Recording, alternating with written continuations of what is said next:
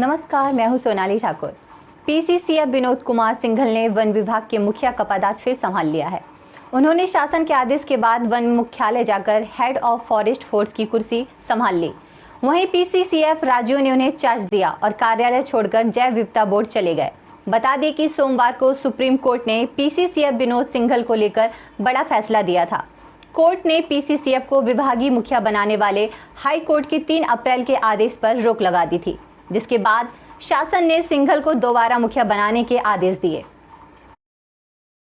ऐसे कर रखी है और 3 अप्रैल तक भी मेरे पास ही चार्ज था, तो ऐसे ये दोनों चीज़ें मेरे लिए नई नहीं है और इसकी पूरी तैयारी हो रखी है। जहाँ तक फॉरेस्ट फायर की बात है, हमारे कंट्रोल रूम्स हर ज़िले से जुड़े हुए हैं। जो स्टेट का डिजास्टर का जो कंट्रोल रूम है उससे जुड़ा हुआ है। हर जिला अधिकारी को शासन की तरफ से प्रशासन के लिए भी ये है कि वन अग्नि की कोई भी घटना हो तो सब लोग एक टीम के रूप में हम लोग कार्य कर रहे हैं। और जितने भी हमारे पास रिसोर्सेज हैं, जितने भी मॉडल क्रू स्टेशन हैं और क्रू स्टेशन हैं, उन पे हमने फायर वॉचर्स को लगाया है। देहरादून में स्वास्थ्य विभाग ने जारी किया कोरोना का हेल्थ बुलेटिन। बुधवार को राज्य में कोरोना के 147 संक्रमित मामले सामने आए हैं। कोरोना से आज एक मरीज की मौत भी हुई है। राज्य में कोरोना मरीजों की संख्या 369 पहुंच गई है। देहरादून में सबसे अधिक 60 मामले अब तक सामने आ चुके हैं।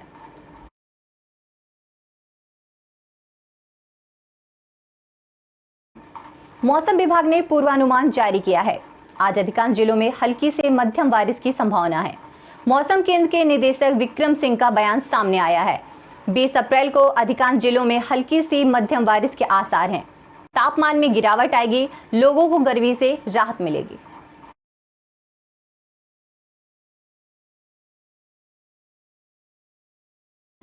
देहरादून में नगर निगम की ओर से अतिक्रमण हटाओ अभियान जारी है।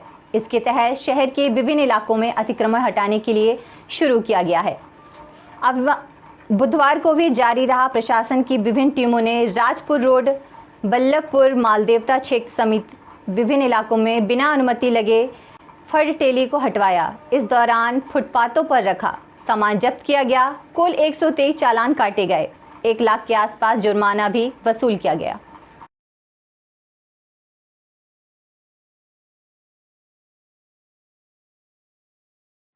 आज के वक्त में मोबाइल एक ऐसी वस्तु है जिसके खोने और चोरी होने पर लोग परेशान हो जाते हैं। ऐसे लोगों को हरिद्वार पुलिस ने आज खुश होने का मौका दिया है।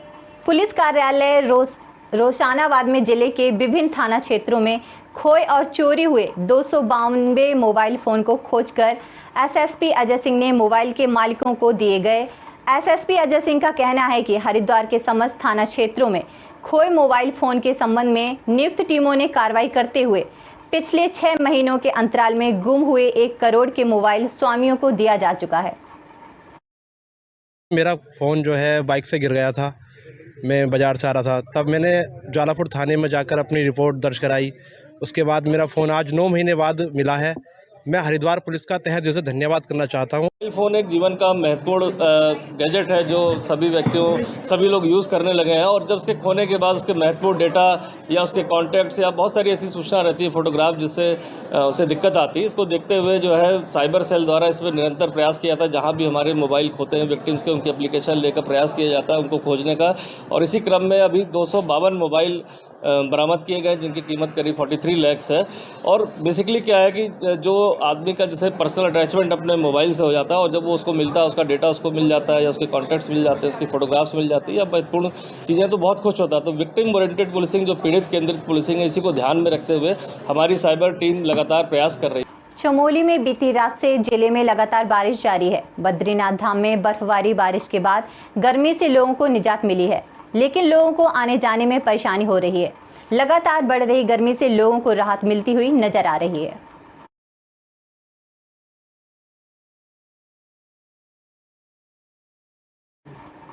जहां लाखों करोड़ों रुपए की लागत लगाकर सरकार ग्रामीणों का स्वास्थ्य का लाभ दिलाने का प्रयास करती है, वहीं स्वास्थ्य विभाग के कर्मचारी सरकार को धोखा देकर अपनी ड्यूटी पर नहीं पहुंच रहे हैं और सरकार तनख्वाह का आनंद ले रहे हैं, जिसका पर्दाफाश ताप की कला गांव में खाली पड़ा है। Ayushman Bharat health and wellness centre कर रहा है। देखिए इस बार हमारी खास रिपोर्ट। कई सालों पहले दाबकी कला गांव में Ayushman Bharat health and wellness centre बनाया गया था, मगर इसका ग्रामीणों को कोई भी फायदा नहीं मिला, जिसकी वजह से ग्रामीणों को भारी दिक्कतों का सामना करना पड़ता है। ग्रामीणों ने मामले की कार्रवाई किए जाने की भी मांग की है। हम काफ़ी समय से देख रहे हैं इसको, हम बहुत छोटे थे उससे पहले था ये, पिछले वाली बिल्डिंग उससे पहली है और ये अगले वाली बिल्डिंग नहीं बनी है उसके बाद। ये तो उससे पहले है ना बिल्डिंग, पर जो पुरानी बिल्डिंग है उससे बहुत पहले हमारे जान से भी। लेकिन ज्ञात हो कि स्वास्थ्य विभाग की तरफ से प्राइमरी इलाज के लिए दाबकी गांव में वेलनेस सेंटर बनवाया गया। इन सेंटरों पर मरीजों को अस्पताल में जाने से पहले ये जानकारी हो जाती है कि बीमारी से पीड़ित हैं या नहीं। इसलिए इन हेल्थ सेंटरों पर, हेल्थ एंड वेलनेस सेंटर पर ही शुगर, ब्लड प्रेशर और हाइपरटेंशन आदि रोगों की स्कैनिंग की जाती है। इस आयुष्मान भारत के तहत मरीजों का प्राइमरी इलाज इन्हीं अस्पतालों में होता है, लेकिन दाबकी गांव में बने Ayushman Bharat and wellness centre का लाभ ग्रामीणों को नहीं मिल पा रहा है। ज़्यादातर तो टीकाकरण के टाइम पे मिलते हैं यहाँ पर, जैसे बच्चों को टीका लगता है महीने 2 महीने में लगते हैं, या खून या जो गर्भवती महिलाएं हैं। डॉक्टर तो यहाँ तैनात है एक, जैसे हमारे लखतर में यहाँ से पर्ची के द्वारा मेडिसिन मिलती है, ये सुविधा यहाँ पर कोई है नहीं। अच्छा, कितने समय से भवन बना हुआ है ये तो शायद लगभग 25-26 साल से पहले ही बना हुआ है। 25-26 साल से हम भी देखते पहले पुरानी बिल्डिंग पीछे थी, आगे बनी थी। जब गांव में टीके आदि लगवाए जाते हैं तो उसी समय ये सेंटर खुला हुआ होता है, उसके बाद हमेशा के लिए बंद कर दिया जाता है। ग्रामीण राजेश का कहना है कि सेंटर महीने में 1-2 बार ही खुलता है। ग्रामीणों का दावा है कि यहाँ पर दवा लेने के लिए प्राइवेट डॉक्टर या फिर लक्सर के चक्कर लगाने पड़ते हैं। उन्होंने सेंटर को नियमानुसार प्रतिदिन खोले जाने की भी मांग की है। तो जी यहाँ लेकिन कोई नहीं बैठता, बस कभी जब टीकाकरण होता है बच्चों के और महिलाओं के, गर्भवतियों के, तभी मैडम आते हैं यहाँ, इसके अलावा कभी कोई डॉक्टर नहीं बैठता। उधर इस बाबत सामुदायिक स्वास्थ्य केंद्र लक्सर के प्रभारी डॉक्टर नालिंदी असवाल का भी कहना है कि अगर केंद्र पर तैनात कर्मचारी अपनी CL लेकर छुट्टी पर गए हैं तो अलग बात है, अन्यथा जांच कर नियमानुसार कार्रवाई की जाए। जो हमारी CHO वहाँ पे निर्गत करी गई है, उसके माध्यम से वो 3 दिन की अपनी CL पे गई थी पर गाँव पे। उसके लिए हमने यहाँ से हमारे कार्यालय में उन्होंने अपनी CL कट करी थी। बाकी जो ग्रामीण शिकायत आ रही है उसके अंतर्गत हम उनसे डे टू डे, रोज़ time to time WhatsApp group के माध्यम से अटेंडेंस भी ली जाती है, और जैसे ही वो कठिन होगी तो मैं खुद फील्ड में जाकर मैं करूँगा। और अगर आज की वो नहीं पाई गई हैं तो उसके अंतर्गत अगर वो उनकी CL नहीं होगी तो उनके अंतर्गत कार्रवाई की जाएगी। चलाकर लोगों को फायदा पहुंचाने की बात करती है, उन योजनाओं में कितनी ताकत है। अब देखना होगा कि क्या वाकई में कर्मचारी सरकार को ठेंगा दिखाकर ग्रामीणों को परेशान करने में लगे हैं। अब देखना होगा कि क्या कुछ कार्रवाई की जाती है। कई सालों पहले दाबकी कला गांव में Ayushman Bharat health and wellness. Mangalore में भी आगामी ईद उल फितर त्योहार को लेकर पुलिस सतर्क हो गई है। रमजान के अलविदा जुमा और ईद के त्योहार को लेकर मंगलौर पुलिस ने कोतवाली मंगलौर में ग्रामीणों की बैठक आयोजित की है। बैठक में पहुंचे CO मंगलौर बहादुर सिंह चौहान ने सभी समुदाय के स्थानीय गणमान्य व्यक्तियों के लोगों के साथ गोष्ठी में लोगों को शांतिपूर्वक ईद का त्योहार मनाने की अपील की और लोगों से भी पुलिस का सहयोग किए जाने को कहा। इस दौरान सभी उपस्थित लोगों का सहयोग मांगते हुए कहा कि अगर किसी भी व्यक्ति ने आपसी भाईचारे को खराब कर माहौल बिगाड़ने की कोशिश की तो पुलिस सख्त कार्रवाई करेगी। आज जो है यहाँ ईदगाह जो ईद उल फितर का त्यौहार है 22 तारीख को, और उससे पहले जुम्मे का है 21 तारीख को। उस संबंध में जो है शांति सुरक्षा समिति की जो है बैठक बुलाई गई है और इसमें सभी लोगों से सुझाव लिए गए हैं कि मंगलौर थाना क्षेत्र में अगर कहीं कोई समस्या रही हो विगत वर्षों में, उस संबंध में चर्चाएं की गई है। कोई ऐसी समस्या आई नहीं, केवल एक समस्या पानी वगैरह को लेकर पिछले बार आई थी, उस समस्या को इन्होंने रखा है, उसका निराकरण हो जाएगा। बाकी सभी लोगों को कहा गया है, ईदगाह कमेटी और अन्य मस्जिद वगैरह की जो भी कमेटियां हैं, ये लोग जो है वॉलंटियर हमें देंगे। बलरामपुर जिले के वन परिक्षेत्र वाड्रप नगर में हरे भरे पेड़ों को अवैध तरीके से काटा जा रहा है, जहां आंवले के सैकड़ों की संख्या में पौधे कट गए और वन विभाग कार्रवाई के नाम पर आश्वासन दे रही है। मामला वन परिक्षेत्र वाड्रप नगर लोधी P 660 का है, जहां अवैध तरीके से आंवला की पौधों की कटाई चरम सीमा पर है, लेकिन फॉरेस्ट विभाग अभी तक कार्रवाई करने से कोसों दूर है। मशीनों का सहारा लेकर कटाई किया जा रहा है। यहां आंवला के हरे भरे पौधों की कटाई सैकड़ों की संख्या में रोजाना हो रही है और वन विभाग इस पर कोई कार्रवाई नहीं कर पा रहा है। लोधी की सरपंच हूँ और यहाँ पी 660 मतलब है, वहाँ मतलब अवैध रूप से कटाई हो रहा है। कब से हो रहा है कटाई? 20 दिन से इस फॉरेस्ट विभाग को किए हैं, अभी तो कोई कार्रवाई हो कोई नहीं होता है। परिषद साहेब महिमा जो उसका ज्ञात लोगों द्वारा रात में आकर कटर मशीन से काट दे रहे हैं। इसके बाद भाग जा रहे हैं। हम लोग जाकर पता लगाते हैं, लेकिन गाँव वाले से पता नहीं चल पा कि कौन काट रहा है। तो उसके जगह में हम लोग अज्ञात की वार किए हैं। लगभग 101 वृक्ष कटा हुआ है। प्रसाद है, मैं वन सुरक्षा समिति का अध्यक्ष हूँ। 90 हेक्टेयर में इसका वृक्षारोपण हुआ है, जबकि 2002-03 में इसका वृक्षारोपण औरा, बांस और सागवान हुआ था, और 2016-17 में भी हुआ था इसमें, जहाँ जहाँ पौधा मर गया था। और अभी ये गलेंडर से काटा जा रहा है और इसको रात में काटते हैं। हम लोग 10 बजे रात तक आते हैं पता करने, लेकिन वो लोग नहीं भेटा रहे हैं को दिन, और वो हजारों पेड़ यहाँ कट गया। फरीदाबाद की निमका जेल में बंद 43 वर्षीय शख्स की संदिग्ध परिस्थितियों में मौत हो गई है। बीते 10 तारीख से निमका जेल में पिता पुत्र 70 वर्षीय नाबालिग युवक हत्या और अपहरण मामले में बंद था। बीते 6 अप्रैल को मृतक घनश्याम के घर में देर रात घुसा था। नाबालिग युवक मृतक घनश्याम की लड़की से प्रेम करता था। घर में घुसने के बाद देख लेने पर घनश्याम और उसके पुत्र ने युवक की पीट कर हत्या कर दी थी। बीमार है, क्यों नहीं बताया? हम तो रहते हैं ना यहाँ पे, हमें क्यों नहीं बताया उन लोगों ने? हमारे घर में कौन है? ना कोई बड़ा बूढ़ा है, ना कोई है, वही बंदा है जो सारा घर संभालता है। अब हम किसके सहारे जिएंगे? हमारा तो कोई बंदा नहीं है, इन लोगों ने किया है। तो क्या आपका? विकास है मेरा नाम। क्या हुआ है, किसकी मौत हुई है, क्या सूचना मिली? सूचना हमको अभी करीब 11:30 बजे कॉल आई थी कि आपका भाई ज्यादा बीमार है, आप हॉस्पिटल में आकर से देख सकते हो। हाँ जी, जब हम यहाँ से आए हैं हॉस्पिटल में, तो वो ये बोल रहे हैं कि यहाँ पे नहीं है, नीम का थाने में ही है। मतलब हमें कोई जानकारी नहीं दी गई। हम पुलिस का फोन आया? जी, पुलिस का फोन आया था जेल से। ये कह रहे हैं कि नीम का है, नीम के वाले कह रहे हैं कि यहाँ पे है। अभी करीब आधे घंटे पहले ही हमें तो जब आए पुलिस वाले, उन्होंने बताया कि आपके भाई की डेथ हो गई है। नीम का जेल कैसे पहुंची, क्या था मामला, वहाँ तक कैसे पहुंचे? वहाँ पे मर्डर केस का मामला दर्ज किया था हमारे भाई पे और उस पे भतीजे पे। तो क्या हत्या में शामिल थे ये? हत्या में भाई तो हमारा उसने कुछ नहीं किया, लड़का ने जरूर अपने को दोस्त वगैरह बुला लिए थे। कोई कहीं को गलत जगह पे मतलब को मारपीट हो गई तो उससे एक्सपायर हो गया। नाम क्या आपका? नाम मुकेश। मुकेश जी, क्या हुआ, क्या है, कौन है मृतक आपके? ये मेरे साले लगते हैं। क्या नाम? मैं इनका जीजा हूँ, घनश्याम इनका नाम है। अच्छा। और इनके बेटे का नाम विनय, और ये नीम का जेल में अभी बंद थे। अच्छा, क्या मामला? मामला ये था प्रेम प्रसंग का। इनकी बेटी और वो मरने वाला लड़का दोनों एक ही स्कूल में पढ़ते हैं। वो 10th में आया था अभी, और बेटी आई थी 9th में। अच्छा, घनश्याम जी? हाँ जी। वो लड़का की और इसकी दोस्ती होगी, जो भी होगा हमें पता नहीं है।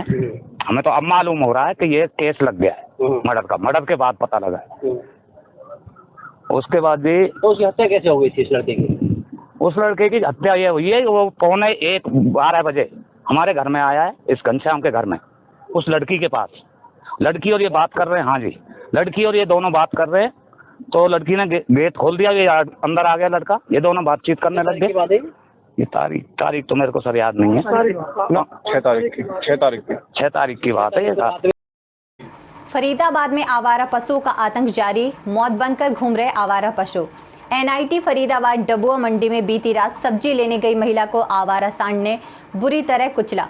घायल महिला को BK अस्पताल में कराया गया इलाज के लिए भर्ती। महिला का चल रहा BK अस्पताल में इलाज।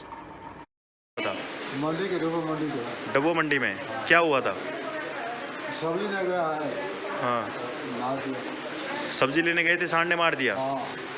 तो कितनी चोट लगी है इनको? पता ना पता है तो हम नहीं, हम तो कितनी उम्र है इनकी? 40।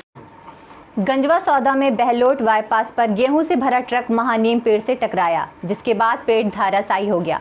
4 पहिया वाहन पेड़ के नीचे दबे। बताया जा रहा है कि बड़ा हादसा टला है। हाई टेंशन लाइन के तार टूटे हैं। विद्युत विभाग की टीम और पुलिस और नगर पालिका की टीमें मौके पर पहुंची।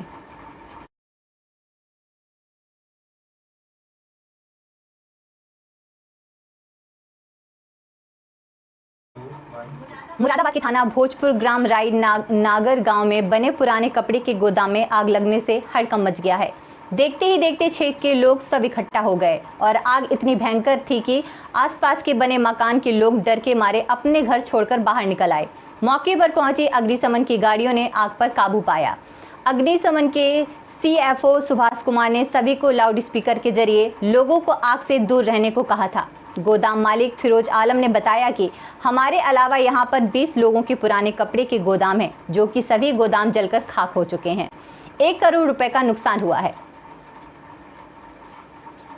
ये रानी नांगल में ये वेस्ट कपड़ों को ला करके यहाँ से उसकी छटाई करके फिर अलग जगह भेजा जाता है। ये बहुत बड़ी मात्रा में वेस्ट कपड़े यहाँ पे आते हैं। इनका पूरा भंडार पूरा खुले में गोदाम टाइप लगा करके कुछ अंदर और कुछ बाहर में पड़ा हुआ रहता है। तो इसमें किसी कारणवश से आग लगी है। ये आग बहुत बड़ी आग है, इसमें पानी की मात्रा बहुत आवश्यक है, इसलिए पानी के स्रोत भी खोजे जा रहे हैं। फायर सर्विस की गाड़ियाँ हमें मौके पर 2 मौजूद है, 2-3 गाड़ी और हमें मंगाई जा रही है।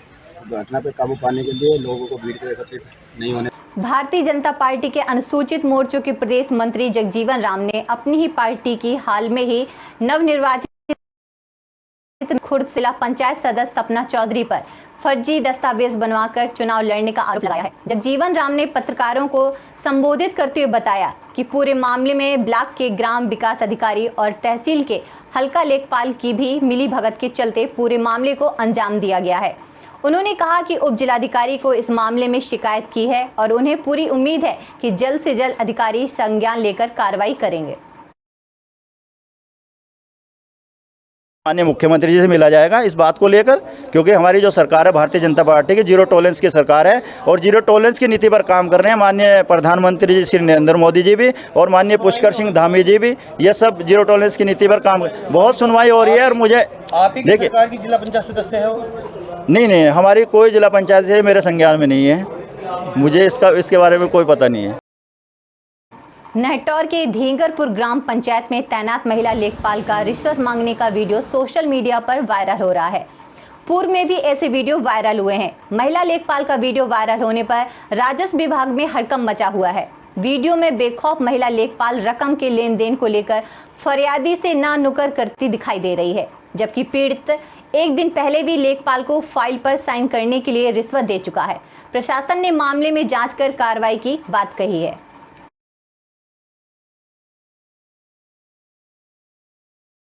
बद्रीनाथ धाम के कपाट 27 अप्रैल को खुल रहे हैं। इसकी तैयारियां जोरों पर चल रही हैं। वहीं इस बार बद्रीनाथ धाम आने वाले श्रद्धालुओं को धाम की तस्वीर बदली सी लगेगी। इन दिनों बद्रीनाथ धाम में मास्टर प्लान पर कार्य चल रहा है।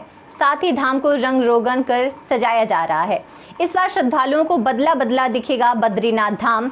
चमोली आगामी 27 अप्रैल को भगवान बद्री विशाल के कपाट शीतकाल के बाद आम श्रद्धालुओं के लिए खोले जाने हैं, लेकिन इस बार बद्रीनाथ धाम आने वाले श्रद्धालुओं को बद्रीपुरी बदली सी लगेगी।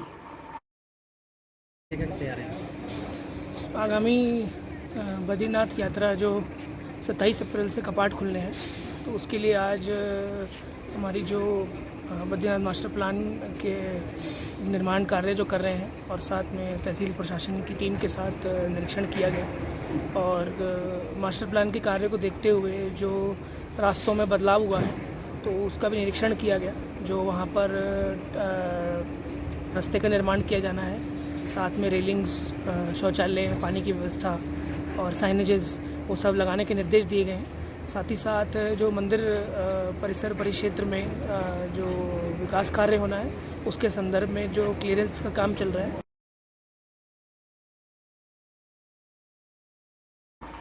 बैसाखी के पावन पर्व से शुरू हुए मेलों की श्रृंखला का शानदार समापन हो गया है। इस बार लोगों तथा प्रवासियों ने दूर दूर से आकर इन मेलों में बड़ी संख्या में शिरकत कर देवी देवताओं की पूजा अर्चना कर आशीर्वाद प्राप्त किया है। बैसाखी मेलों की श्रृंखला में अंतिम दिन थराली के माल बजवाड़ नारायण बगड़ के हंसकोटी पर कौब में 3 अलग अलग जगहों पर मेले आयोजित हुए हैं।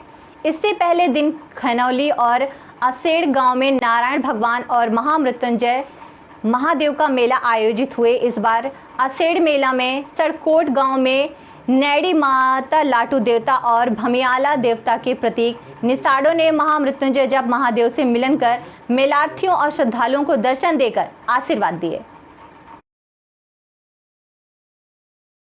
आज मलयालम मेला हुआ है, उसके लिए तो सारे जो हम आ रखे हैं यहाँ पे उसके लिए आए, और मैं पर्सनली इसी मलयालम मेले के लिए आई हूँ, जिसमें मेरी बड़ी भाई आ रखी है, चाची आ रखी है, मेरी मम्मी है, मेरी बुआ है, छोटी वाली बुआ है, सारे हम इसी मेले के लिए आ रखे हैं। बच्चे भी आ रखे हैं तो बच्चे चला गए हैं। और मैं इसी गांव की रहने वाली हूँ। हम लोग आते रहते हैं, अपने गांव का मेला है हमारा ये, तो काफ़ी टाइम बाद आई हूँ मैं, तो अच्छा लगा। बूढ़ा मलयाल नाचा था हमारे वहाँ, तो एंजॉय किया हम लोगों ने, अच्छा मजा आया। लेकिन बारिश के चक्कर में थोड़ा गड़बड़ हो गई।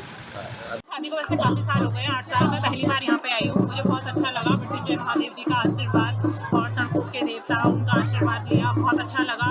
आज पहली बार मुझे अपने पहाड़ों के देवी देवताओं के, अपने कुल के देवी देवताओं के बारे में जानने के लिए मिला।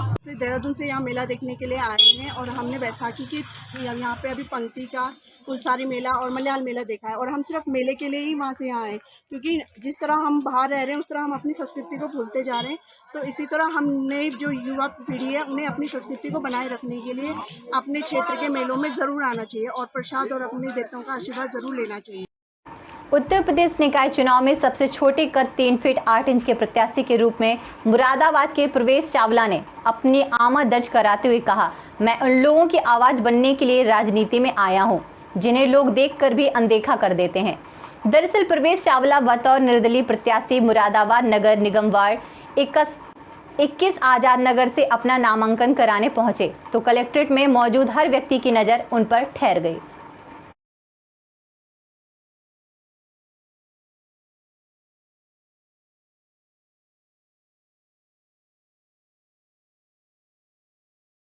कौन सा बिजनेस करते हैं? ठीक है, ठीक है, कोरियर का। ठीक है, ठीक। जी क्या नाम है आपका? क्या नाम है आपका? चावला। कहाँ से प्रत्याशी? वार्ड 21 से निर्दलीय लड़ेंगे। वार्ड 21 से क्या क्वालिफिकेशन है आपकी? मेरी बीकॉम ग्रेजुएट हूँ मैं हिंदू कॉलेज से। क्या करते हैं आप? मैं बिजनेस करता हूँ, ऑनर हूँ कृषि कोरियन कार्गो सर्विस का।